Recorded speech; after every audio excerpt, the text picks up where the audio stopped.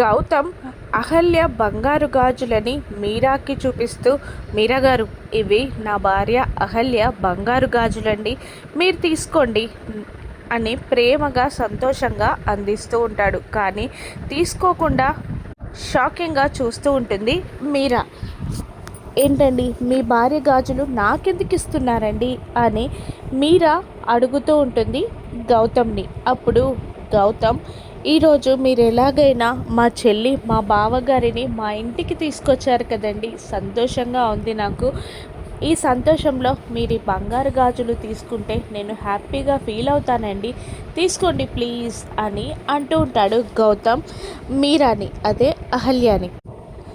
కానీ అహల్య అదే మీరా తీసుకోకుండా గౌతమ్ని చూస్తూ ఉండగా ప్లీజ్ తీసుకోండి అన్నట్టు బ్రతిమిలాడుతూ ఉంటాడు గౌతమ్.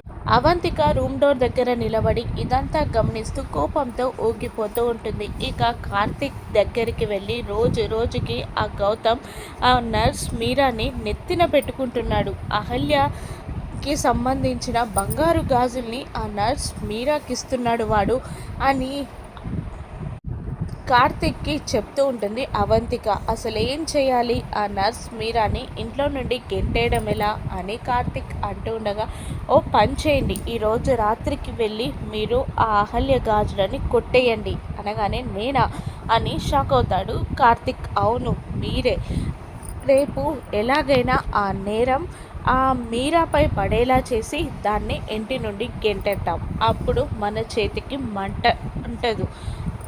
ఆ బంగారు గాజుల దొంగతనం నేరం ఆ నర్స్ మీరాపై పడితే అది నడి రోడ్డుపై నిలబడడం ఖాయం అనగానే కార్తీక్ కూడా సంబరపడిపోతూ దొంగతనానికి సిద్ధమవుతాడు. అహల్య గాజులని కార్తీక్ కొట్టేయగలడా? మీరా ఎలా కాపాడుకుంటుంది? గౌతమ్కి మీరా అహల్య ఒక్కరే అని తెలుసని మీరాకి ఎప్పుడు తెలుస్తుందో రాను ఎపిసోడ్స్లో చూద్దాం. Thank you for watching.